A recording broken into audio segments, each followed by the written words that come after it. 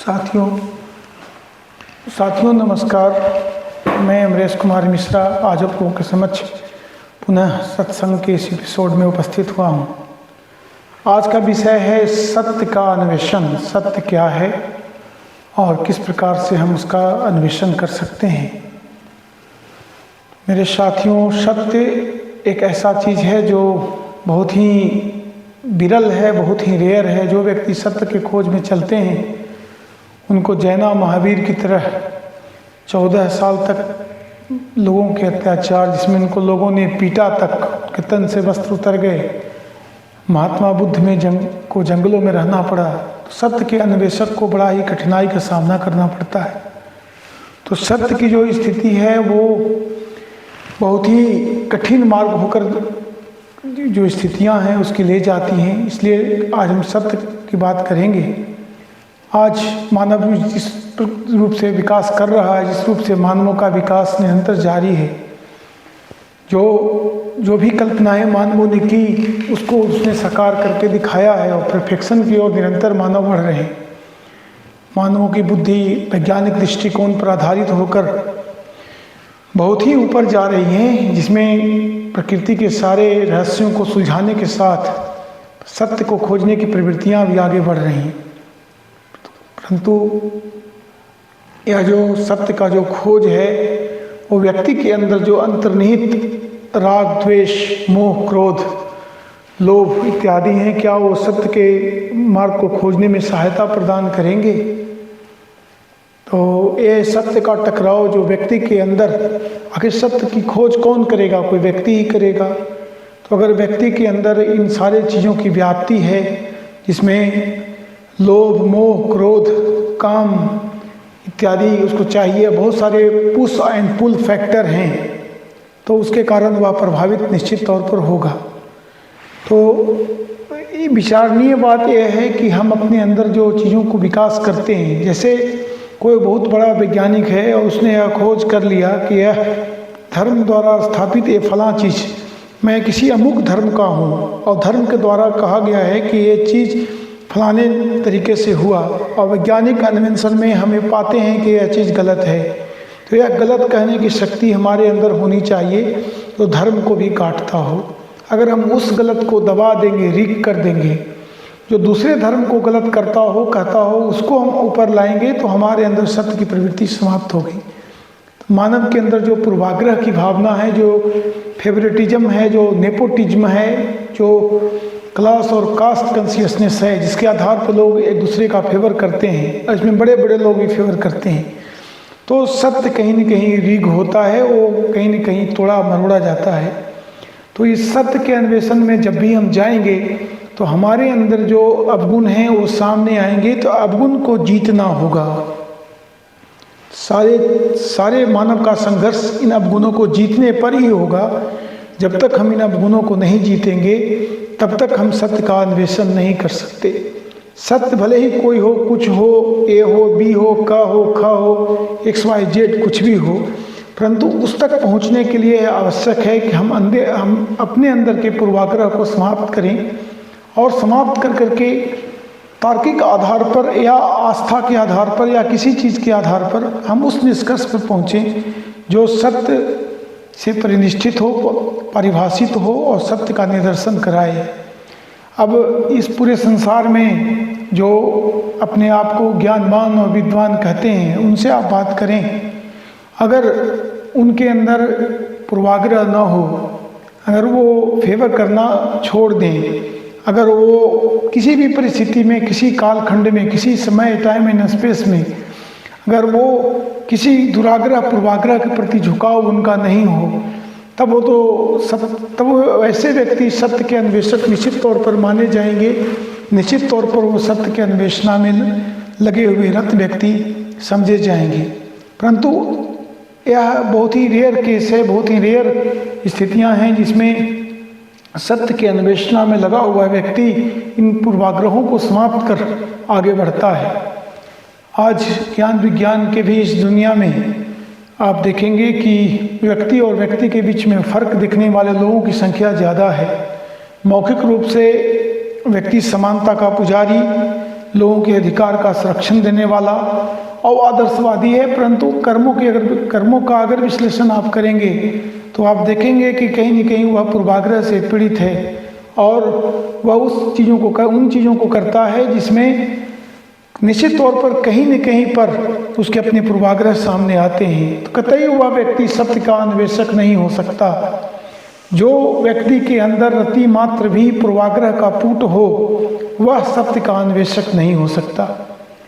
आज मानव सभ्यता में बेहतर व्यवस्थाएं सामने आती हैं कि यह तंत्र बेहतर तंत्र होगा, इसमें न्याय करने वाले लोगों पे फलां चेक एंड बैलेंसेस लगाए जाएंगे, कार्यपालिका पे फलां नियंत्रण लगाया जाएगा, न्यायपालिका पे फलां नियंत्रण लगाया जाएगा।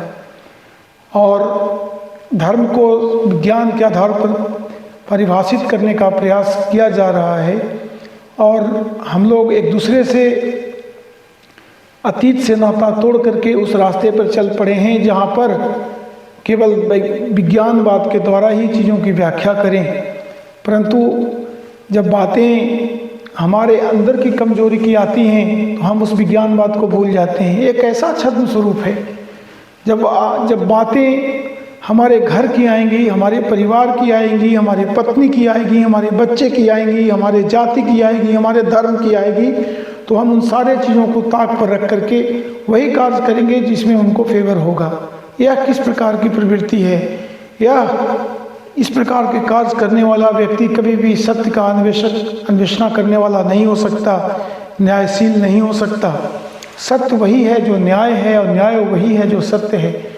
तो वैसी स्थिति में यह स्पष्ट होता है कि सत्य के अन्वेषण करने वाले लोग बहुत कम हैं और जो सत्य के अन्वेषण करता है वो निश्चित तौर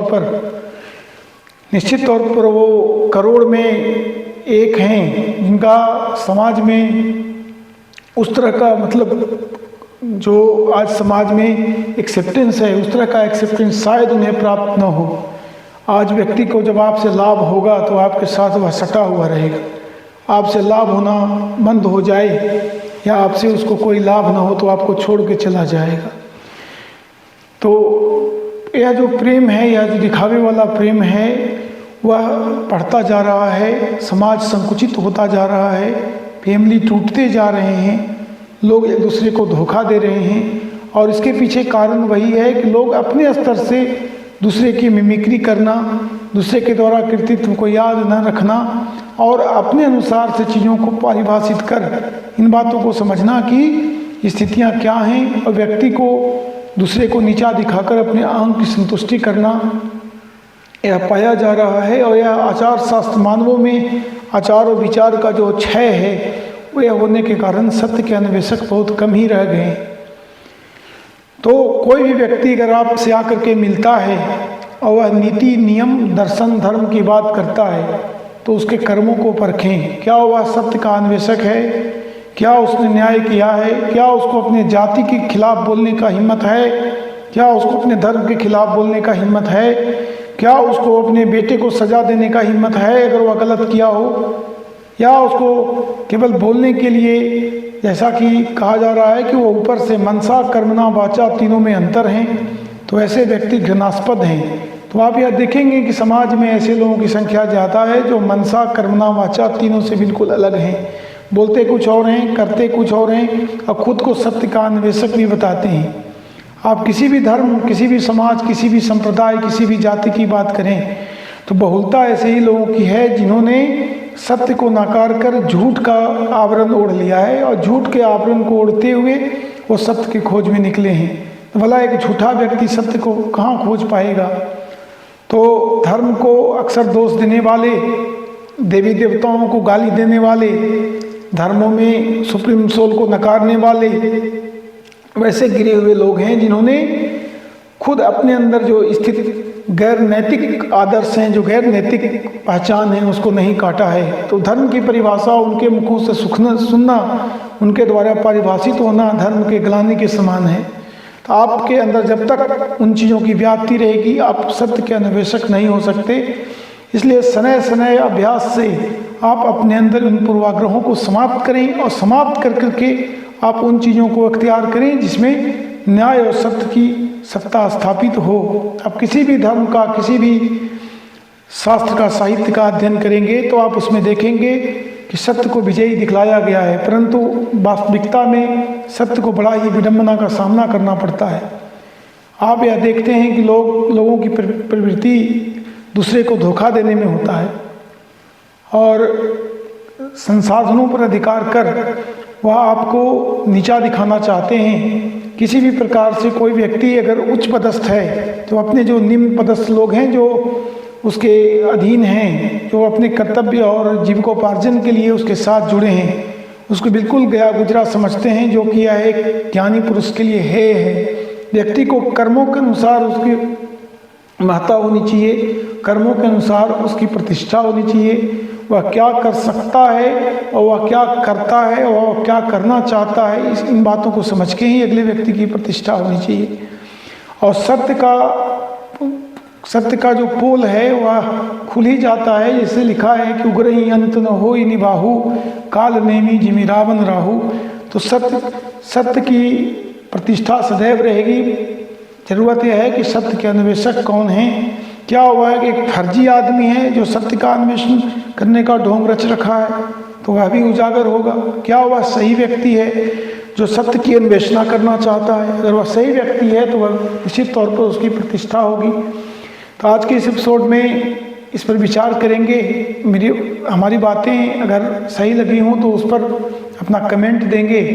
तब तक के लिए अनुमति दीजिए। नमस्कार, आपका दिन शुभ हो।